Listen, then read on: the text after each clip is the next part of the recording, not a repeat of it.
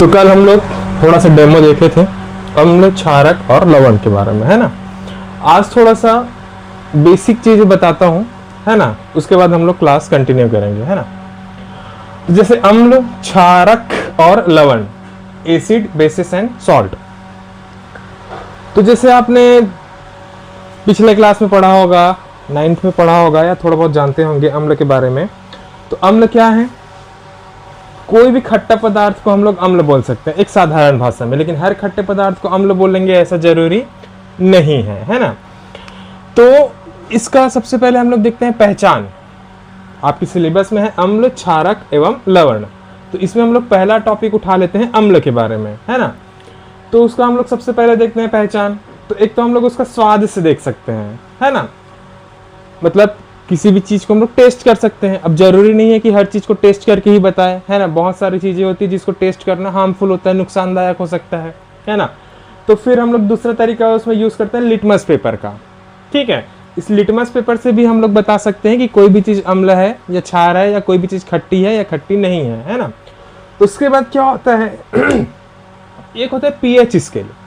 अब भाई अम्ल मतलब वो खट्टा पदार्थ है, इसको हम लोग एक हिसाब से अम्ल रख दिए, लेकिन वो कितना खट्टा है, कितना प्रबल है, कितना कम है ना।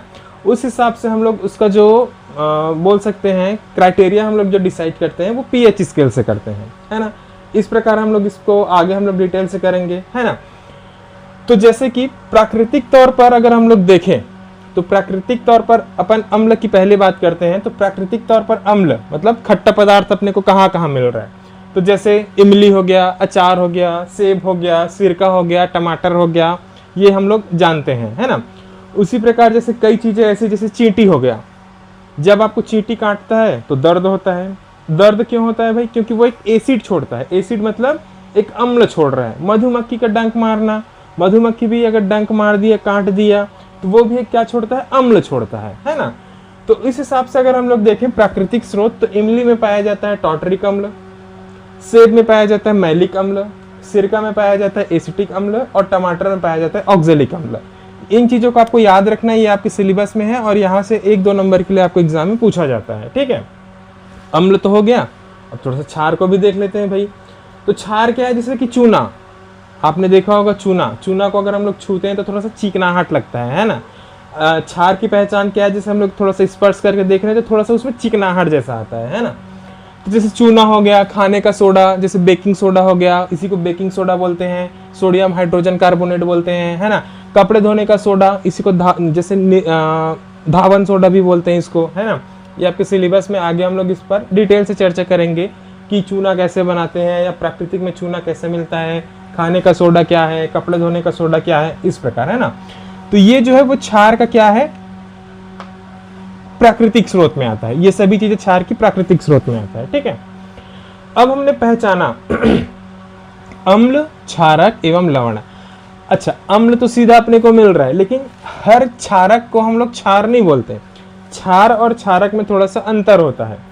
तो जो भी पदार्थ जो है, या जो भी क्षारक है जिसको हम लोग बेसिस बोलते हैं, वो अगर जल में घुलनशील होता है तो उसको हम लोग बोलते हैं क्षार। क्या बोलते हैं? क्षार। अल्कली बोलते हैं ना। इसी को जब हम लोग आप जाएंगे अल्कली, है ना, या एसिड, तो जैसे कि धातु के बारे में आप जब पढ़ेंगे आगे में, धातु के वर्गीकरण के बारे में जब पढ़ते हैं, तो कुछ अपने को एल्कलिक मेटल मिलता है, एल्काइन मेटल मिलता है ना। वो सभी चीजें इसी पर डिपेंड करता है कि वो जल में घुलनशील है या जल में पाया जाता है, तो उसको हम लोग क्या बोलते हैं? क्षारक बोलते हैं ना, इस प्रकार। तो अब हमने देखा पहचान। तो पहचान में हम लोग पहला कैसे पहचान सकते हैं अम्ल कैसा है? तो पहला हम लोग स्वाद में देख लिए। तो स्वाद में ये थोड़ी सी क्या होती है? खट्टी होती है ना, इस प्रकार। अब यहाँ पास एक आता है लिटमस पेपर। तो लिटमस पेपर जो होता है, इसको बनाया जाता है प्राकृतिक तरीके से पाया जाने वाले काई, एक प्रकार का काई होता है जिसको बोलते हैं लाइकेन नामक काई से हम लोग क्या बनाते हैं? लिटमस पेपर बनाते हैं, है ना। तो लिटमस पेपर से हम लोग ये जान सकते हैं कि कोई भी जो अपने को पदार्थ दिया गया है वो अम्ल है या क्षार है। कैसे जानते हैं? तो उसमें क्या कर सकते हैं, जैसे हम एक लिटमस पेपर लेते हैं, है ना। ये हो गया, मान लो आपका लिटमस पेपर हो गया। इसमें कुछ खांचे बने होते हैं छोटा छोटा। तो मैंने क्या किया, एक पदार्थ लिया, मान लो की बात एक्स एक पदार्थ है ना। जो क्या है जलीय विलयन है, इसको हम लोग एक्वेसियस बोलेंगे। आगे मैं आपको बताऊंगा, जैसे आप समीकरण देखेंगे उसमें AQ होता है, L होता है, S होता है, O होता है, G होता है, Q होता है ना। तो मान लो की बात X है, एक लिटमस पेपर है, मान लो ये लिटमस पेपर हो गया। अब लिटमस पेपर हो गया, अब इसमें X की, ये X जो पदार्थ है इसकी हम लोग कुछ बूंदे डालते हैं, है ना, लिटमस पेपर में ड्रॉपर से। तो क्या होता है कि जो लिटमस पेपर है उसका जो कलर है वो चेंज हो जाता है ना। जैसे मान लो की बात अम्ल, अम्ल के लिए क्या हो गया है, मान लो की बात ये पेपर जो है वो नीले कलर का है। तो जैसे हमने क्या डाला, इस पर कुछ बूंदे डाली, X की कुछ बूंदे डाली, तो वो मान लो की बात नीले से क्या हो गई, लाल हो गई। पहला कंडीशन हो गया। दूसरा ऐसा कंडीशन होता है, मान लो की बात मेरे पास एक लाल लिटमस पेपर है, मैंने उसमें कुछ X की कुछ बूंदे डाली, तो वो लाल से क्या हो गई, नीला हो गया। तो इस प्रकार से हम लोग देख सकते हैं। तो अम्ल का कंडीशन क्या है, अगर मान लो की बात X जो है वो अम्ल है, तो वो क्या होता है कि लिटमस पेपर जो नीले कलर का रहेगा, नीले से वो क्या हो जाएगा, लाल हो जाएगा। ये क्या कहलाएगा, अम्ल कहलाएगा। जस्ट अपोजिट क्या हो जाएगा, क्षार के लिए देखते हैं, है ना। थोड़ा सा हम लोग कंपैरिजन करते हुए पढ़ते हैं तो आप लोग को समझ भी अच्छे से आएगा। यहीं पर सारे नोट्स आपको बन जाएगा, है ना। तो पहला पहचान अपने को क्या समझ आ गया। टेस्ट वाइज अगर हम लोग देखें तो टेस्ट में क्या होता है, थोड़ा सा खट्टा होता है। टेस्ट वाइज अगर हम लोग देखते हैं, है ना, तो ये क्या हो जाएगा, खट्टा हो जाएगा। जितने भी हम लोग खट्टे पदार्थ देखते हैं या टेस्ट में अगर वो खट्टा हो रहा है, तो पहला कंडीशन क्या बनता है कि हम लोग उसको एसिडिक मटेरियल में डालते हैं, खट्टी पदार्थ में डालते हैं, अम्ल कहलाता है, ठीक है। दूसरा, अगर हम लोग टेस्ट नहीं कर सकते, है ना, टेस्ट में अगर अपने को वो समझ नहीं आ रहा है, थोड़ा सा चिकनाहट आ रहा है, टेस्टलेस आ रहा है ना, लेकिन छूने में क्या हो रहा है, थोड़ा सा चिकना जैसा लग रहा है, चिकना पदार्थ जैसा लग रहा है छूने में, है ना, तो वो किसके कैटेगरी में चला जाएगा, क्षार की कैटेगरी में चला जाएगा। जैसे कि आप चूने को छुएंगे, कपड़े धोने का सोडा हो गया, है ना, खाने का सोडा हो गया, इस प्रकार थोड़ा सा उसमें चिकनाहट रहता है ना। तो एक कंडीशन बन सकता है कि वो अम्ल ना होकर क्या हो जाएगा, क्षार हो जाएगा। दूसरा कंडीशन क्या हो जाएगा, इसी लिटमस पेपर से अगर हम लोग देखें तो क्षार का क्या हो जाएगा,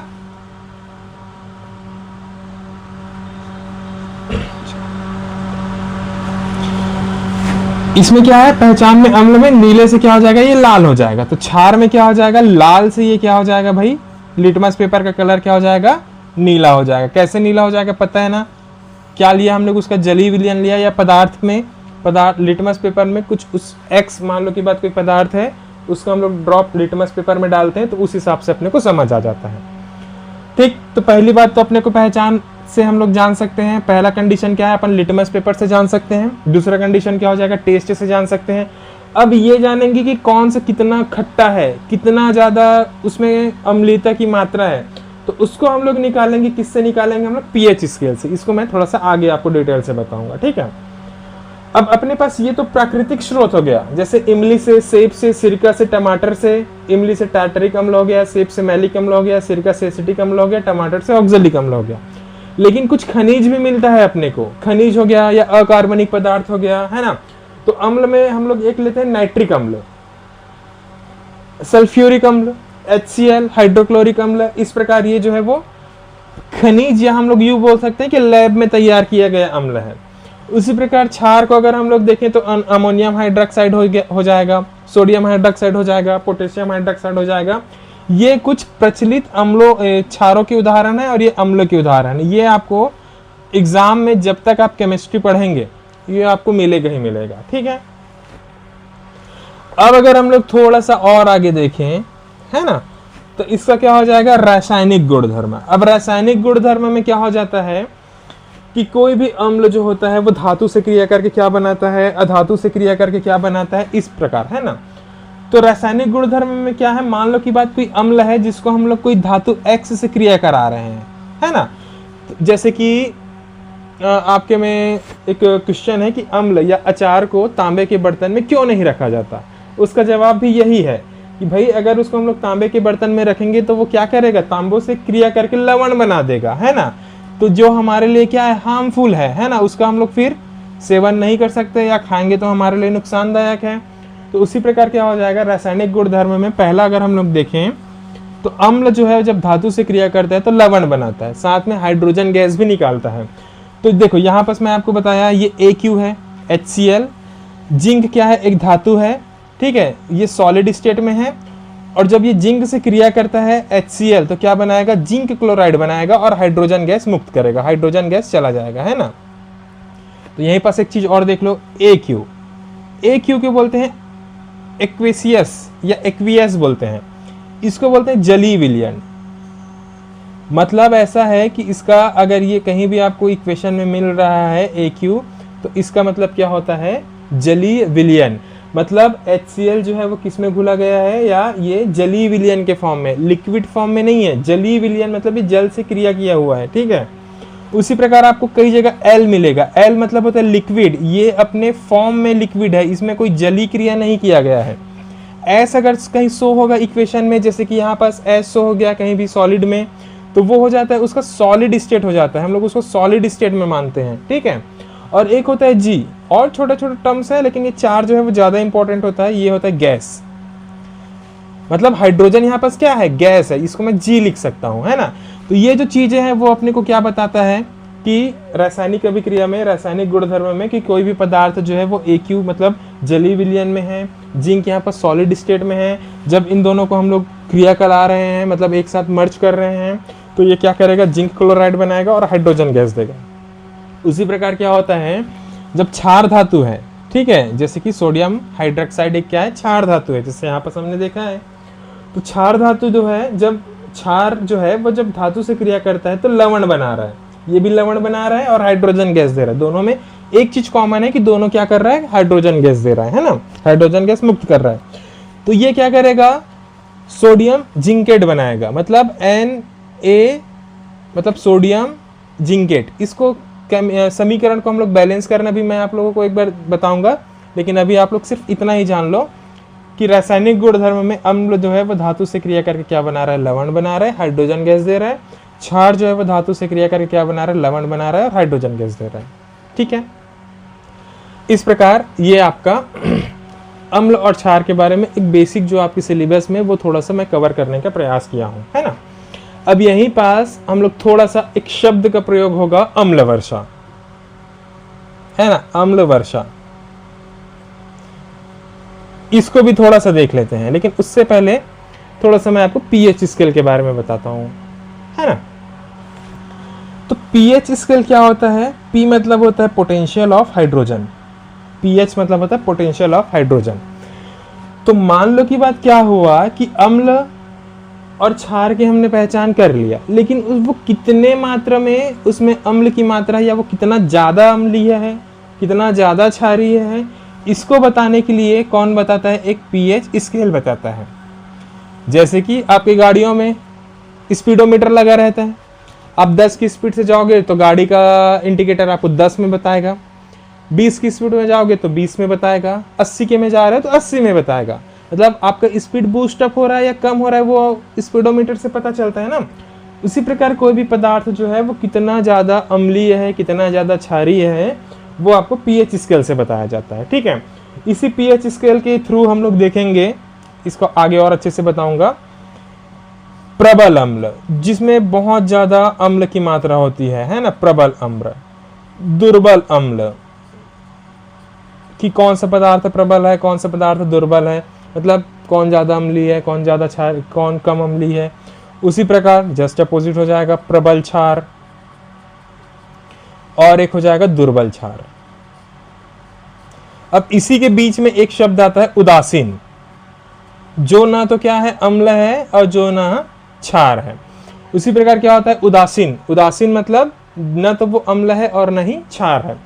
तो प्रकृति में जो वर्षा का जल है, वर्षा का जल, ना कि मैं अम्ल वर्षा की बात नहीं कर रहा हूं, वर्षा का जल होता है, उसका पीएच मान होता है 7, और उसी के आधार पर पीएच मान 7 है तो वो क्या कहलाएगा, उदासीन कहलाएगा, ठीक है। तो यहां तक समझ आ गया होगा, ओके। इससे पहले हम लोग थोड़ा सा किसके बारे में पढ़े, अम्ल और क्षार के बारे में पढ़े, है ना। तो हमने देखा कि अम्ल को हम लोग कैसे पहचान सकते हैं, क्षार को कैसे पहचान सकते हैं। उसमें हम लोग 2-3 तरीके का यूज़ किए, जैसे कि स्पर्श द्वारा टेस्ट करके हम लोग देख सकते हैं, छू कर देख सकते हैं, लिटमस पेपर, है ना, लिटमस पेपर के द्वारा हमने पहचाना। अब इसमें क्या है कि जैसे कि मैंने आपको बताया ना कि कौन कितना ज़्यादा अम्लीय है, कौन कितना ज़्यादा क्षारीय है। अब इसको हम लोग जानेंगे कैसे? जैसे मैंने आपको 2 मिनट पहले बताया कि जैसे हम लोग बाइक चला रहे हैं तो हमारी स्पीड बढ़ रही है, घट रही है, किस पर डिपेंड करता है? स्पीडोमीटर अपने को बताता है कि आप अभी 10 की स्पीड में है, 20 की स्पीड में है, 30 की स्पीड में है, या आपकी स्पीड स्लो हो रही है, इस प्रकार, है ना। तो क्या हुआ कि इन पदार्थों को कितना अम्ल है, कितना क्षार है, ये जानने के लिए क्या हुआ, एक मतलब यूं बोलूं कि अम्लों और क्षारों की प्रबलता को जानने के लिए ये कौन कितना है, 1909 में एक जर्मन वैज्ञानिक था सोरेनसन। इन्होंने क्या किया, एक पैमाना तैयार किया जिसको हम लोग बोलते हैं पीएच स्केल। अब ये जो पीएच स्केल है, इसका फुल फॉर्म अगर हम लोग देखेंगे तो पोटेंशियल ऑफ हाइड्रोजन, मतलब हाइड्रोजन की कितनी सांद्रता है या कितना पावर है, ये क्या कहलाता है? पीएच स्केल कहलाता है, ठीक है। तो लेकिन अब इसका क्राइटेरिया कैसे डिसाइड करें? कुछ बेस तो होना चाहिए ना। तो वो जो बेस है वो तैयार करने का काम कौन किया है? 25 डिग्री पर अगर हम लोग शुद्ध पानी का आयनन करते हैं, आयनन आगे बताऊंगा क्या होता है, कि जब हम लोग किसी भी पदार्थ का, किसी भी मिश्रण नहीं, तत्वों का, यौगिकों का अगर हम लोग क्या करते हैं, आयनन करते हैं एक निश्चित ताप, एक निश्चित दाब पर, है ना, तो उसके जो मॉलिक्यूल्स हैं, जैसे कि पानी का परमाणु सूत्र क्या होता है भाई, या पानी का रासायनिक सूत्र क्या होता है? H2O। जब इसका हम लोग आयनन करते हैं, आयनाइज करते हैं, तो ये अपने H ion plus OH ion में क्या हो जाता है? टूट जाता है, ठीक है ना। तो यही जो पानी की जो शुद्ध पानी की जो आयनन की मात्रा है, इसी के आधार पर हम लोग क्या निकालते हैं? पीएच का मान निकालते हैं, है ना। तो H2O ये किस पर डिपेंड कर रहा है? आयनन के द्वारा जब हम लोग इसको तोड़ते हैं तो ये 2 भागों में बढ़ जाता है, एक हाइड्रोजन का आयन और एक OH का आयन, हाइड्रोक्साइड का आयन बोलते हैं, है ना। तो ये जो है वो किसके आधार पर होता है? 10⁻⁻7 मोल प्रति हाइड्रोजन के आधार पर होता है ना। तो इसी को हमने क्या माना? बेस माना। तो पीएच स्केल में क्या होता है? 0 से लेकर हो जाएगा आपका 7 और 7 से लेकर हो जाएगा 14। तो 7 जो है वो पानी का उदासीन मात्रा बता देगा, पीएच मान। तो जब हम लोग 7 से इधर बढ़ते हैं, किधर? 6 की तरफ, 5 की तरफ, 4 की तरफ, है ना, तो ये क्या कहलाएगा? हाइड्रोजन आयन की सांद्रता बढ़ाएगा, ये हाइड्रोजन आयन की सांद्रता बढ़ेगा यहां से, ठीक है। और जब हम लोग 7 से 8 की तरफ, 14 की तरफ हम लोग जाते हैं, तो ये होता है हाइड्रोक्साइड आयन या OH आयन की क्या बढ़ता है? सांद्रता बढ़ता है। सांद्रता क्या होता है? बढ़ता है।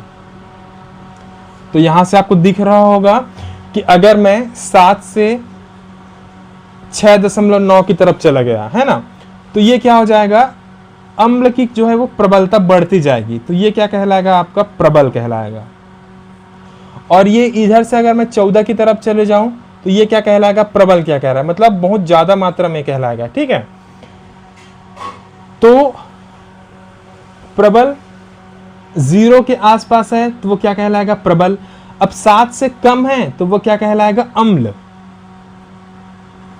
और 7 से अगर वो ज्यादा है तो क्या कहलाएगा? आपका क्षार कहलाएगा। तो सबसे शुद्ध या उदासीन कौन सा होता है? 7। तो इसको हम लोग बोलते हैं उदासीन। न तो ये अम्ल है और न क्षार है। तो ऐसा पदार्थ जो न अम्ल है, जो न क्षार है, उसका पीएच मान कितना होता है? 7 होता है। 7 से जैसे कम हुआ, 7 से मतलब मान लो 6.8 हुआ, 6.5 हुआ, तो वो क्या हो जाएगा? आपका अम्लीय गुणधर्म आ जाएगा उसमें, है ना। तो इसमें भी अगर हम लोग थोड़ा सा देखें तो 7 से हम लोग ले सकते हैं 4 तक, 3 से 4 के बीच। तो 4 से 7 के बीच जो आ जाएगा वो क्या कहलाएगा? आपका दुर्बल अम्ल कहलाएगा। और जब 4 से इधर हम लोग 0 की तरफ बढ़ेंगे तो वो प्रबल कहलाएगा, है ना। उसी प्रकार क्या होता है? 7 से हम लोग 8, 9, 10, 11, 12, 13, 14 तक जाएंगे। तो 7 से अगर मान लो कि बाद में 10 तक ले लूं तो ये क्या कहलाएगा? दुर्बल। मतलब बहुत ज्यादा मात्रा में ये क्या है? अम्लीय गुणधर्म प्रदर्शित नहीं कर रहा है। लेकिन जब हम लोग 10 से आगे बढ़ रहे हैं, 11, 12, 13, 14, तो वो क्या कहलाएगा? प्रबल क्षार कहलाएगा। यहां तक क्लियर हो गया होगा। तो ये आपके सिलेबस में इतना ही है। तो आपको ये जानना है कि कौन कौन सा इसमें प्रबल अम्ल है, या कौन कौन से इसमें प्रबल क्षार है, या कौन कौन सा दुर्बल अम्ल है, या कौन कौन सा दुर्बल क्षार है। तो ये किस पर डिपेंड करता है, पीएच स्केल पर डिपेंड करता है। ठीक है, जैसे उदाहरण में मैं आपको ले लूं HCl H2SO4, ठीक है, ये क्या है आपका अम्ल है, एसिटिक अम्ल, अभी आपने पढ़ा होगा, है ना। चलो यहां लिख देता हूं एसिटिक अम्ल।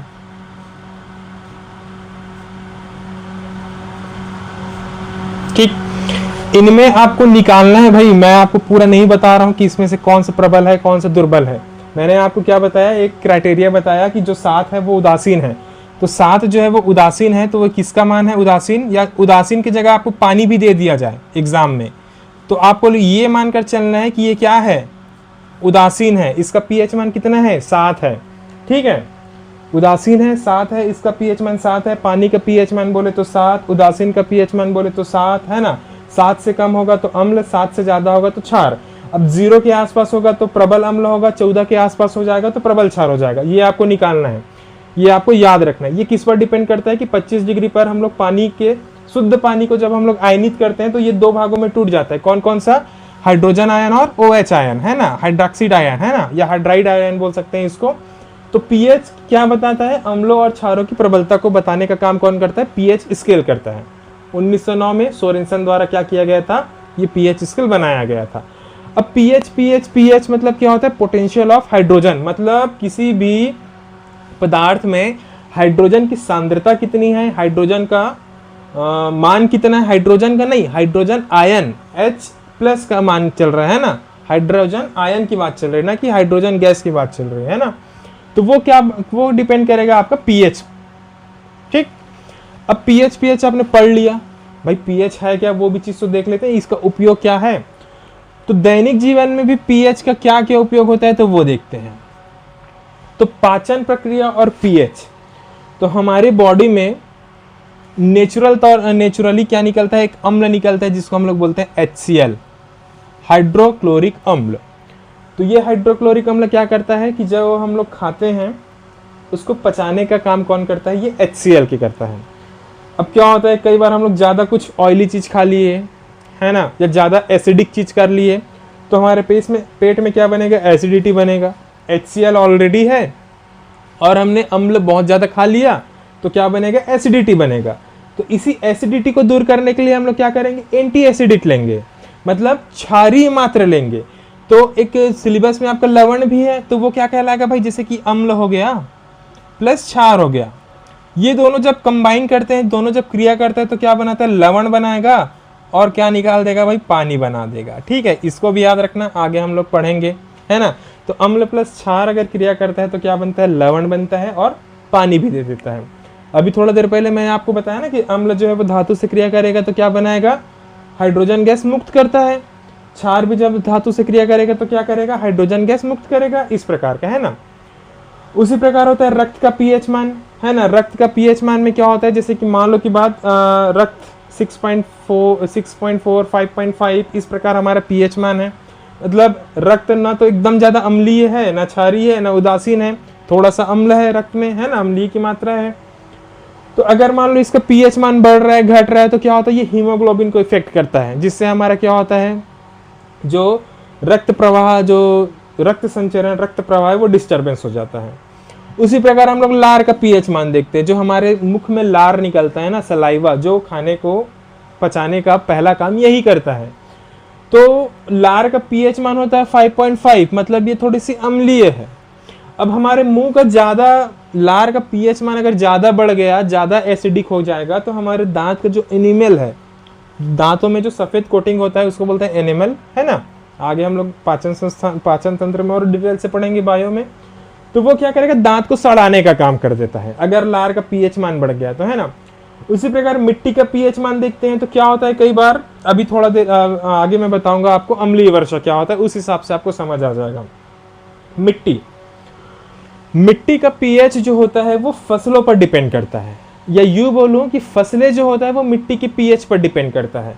अगर आपको धान बोना है, चावल बोना है, सॉरी गेहूं बोना है, चना बोना है, सरसों बोना है, कुछ सब्जियां लगानी है, कुछ फल लगाना है, तो भाई आप सबसे पहले क्या करेंगे, पीएच देखेंगे उसका। अब पीएच मिट्टी को तो टेस्ट करके नहीं देख सकते या समझ नहीं आएगा, तो उसके लिए फिर आप उसको लैब में ले जाएंगे, लिटमस पेपर पे होगा, फिर हम लोग उसका पीएच निकाल रहे हैं कि वो कितना अम्ल है कितना क्षार है।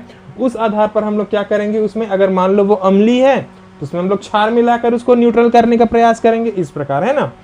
उसी प्रकार पौधे में भी और जंतुओं में भी जो उसका सेल्फ डिफेंस होता है, आत्मरक्षा, जैसे आपने छुई मुई का पौधा देखा होगा, छूते ही क्या हो जाता है, मुरझा जाता है।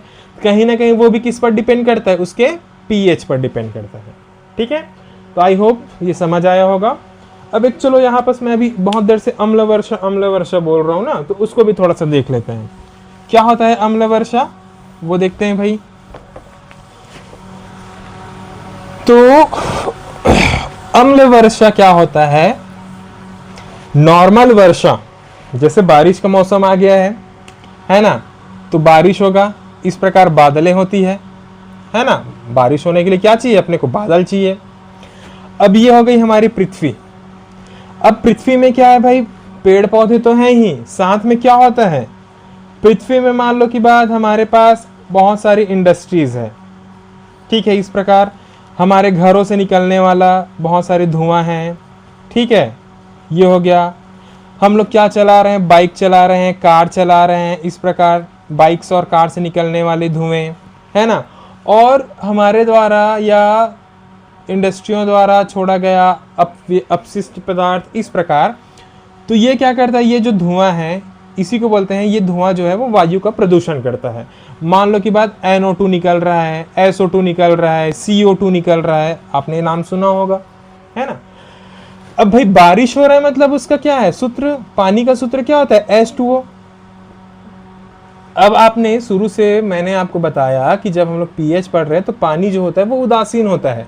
शुद्ध पानी जो होता है वर्षा का जल होता है, वर्षा के जल को हम लोग बोलते हैं शुद्ध पानी, शुद्ध प्योर वाटर। तो शुद्ध पानी जो होता है वो क्या होता है, प्राकृतिक तौर पर हम लोग वर्षा का जल को क्या बोलते हैं, शुद्ध पानी बोलते हैं। और इसी शुद्ध पानी का मान होता है, पीएच मान होता है 7। अब यहाँ एक टर्म उपयोग हो रहा है, क्या हो रहा है, अम्ल वर्षा। अभी आपने पढ़ा अम्ल किसे कहते हैं भाई, है ना। तो अब हम लोग पानी को तो टेस्ट करते हैं, लेकिन पानी खट्टा रहेगा क्या, नहीं। वर्षा के जल को हम लोग टेस्ट कर सकते हैं क्या, मतलब पता चल रहा है क्या, नहीं। तो हम लोग क्या करते हैं, अम्ल, अम्ल मतलब एक आपको ये समझ आ गया होगा कि ऐसा वर्षा हो रहा है जिसका पीएच मान क्या है, 7 से कम है, जिसका मान क्या है, 7 से कम है, क्या, पीएच। तो वो क्या कहलाएगा, अम्ल वर्षा। तो होता क्या है कि पृथ्वी से जो ये इतनी सारी इंडस्ट्रीज है, उससे तरह तरह की क्या निकल रही, गैसें निकल रही, जैसे कि NO2 हो गया, SO2 हो गया, CO2 हो गया। अब ये आ रही है पानी, तो ये क्या होता है, SO2 अगर पानी से क्रिया करेगा तो क्या बनाएगा, सल्फ्यूरिक अम्ल। NO2 जब पानी से क्रिया करता है, वर्षा के जल से क्रिया करता है, तो ये क्या बनाता है, नाइट्रस ऑक्साइड बना जाता है। ठीक है, या नाइट्रिक अम्ल बना देता है। तो यही जो है वो पानी के साथ मिलकर क्या होता है, सल्फ्यूरिक अम्ल भी पृथ्वी पर गिर रही है, नाइट्रिक अम्ल भी पृथ्वी पर गिर रही है। ठीक है, और क्या होता है कि ये जो है अम्लीय वर्षा कहलाता है। ये जो अम्ल है ना, पानी के साथ क्या हो रहा है, ये अम्ल भी गिर रहा है भाई पृथ्वी पे, तो ये क्या करता है, अम्लीय वर्षा कहलाता है यही। अब यहाँ पर क्या हो जाएगा कि जो वर्षा का जल का जो पीएच मान 7 था वो 7 से कम हो गया। उसका रीजन क्या था कि NO2, वायुमंडल में पाए जाने वाले NO2, ये वायु प्रदूषण का काम करता है। NO2 हो गया, SO2 हो गया, CO2 हो गया, ये क्या करता है, वर्षा के जल से क्रिया करके अम्ल बनाता है, सल्फ्यूरिक अम्ल हो गया, नाइट्रिक अम्ल हो गया। तो इस प्रकार जब ये पृथ्वी पर गिरती है तो इसका पीएच जो है वो शुद्ध 7 ना होकर क्या हो जाता है, 7 से कम हो जाता है। तो यही क्या कहलाता है, अम्लीय वर्षा कहलाता है। और अम्लीय वर्षा जब होती है तो कहाँ होगी भाई, जैसे ये पृथ्वी पर आ रही है तो हमारे खेतों में अगर ये गिर रही है तो खेतों को क्या कर देता है, अम्लीय कर देता है, या यूं बोलूं शॉर्टकट में भूमि का प्रदूषण करता है, भूमि प्रदूषण हो जाता है। ठीक है, उसी प्रकार क्या होता है, किसी इमारतों पर गिर रही है, जैसे कि इसका उदाहरण हम लोग ताजमहल को ले सकते हैं। ताजमहल आगरा, आसपास बहुत सारी इंडस्ट्रीज़ है, इंडस्ट्रीज से निकलने वाली धुआं NO2 SO2 हो जाएगा। ये क्या करता है, जब गिरता है पानी के साथ कंबाइन करके तो अम्ल बना देता है, तो वो उसके क्षरण का काम करता है। तो यही क्या कहलाता है आपका अम्लीय वर्षा। ये डायग्राम याद रखना, समझने में बहुत आसान है। अगर आपको एग्जाम में आ रहा है तो ये डायग्राम बनाओगे, साथ में जो डेफिनेशन लिख सकते हो, ठीक है, तो आपको पूरे में पूरा नंबर मिलेगा। होप सो क्लास समझ आया होगा। तो आज के लिए इतना काफ़ी है, ठीक है, चलो बाय।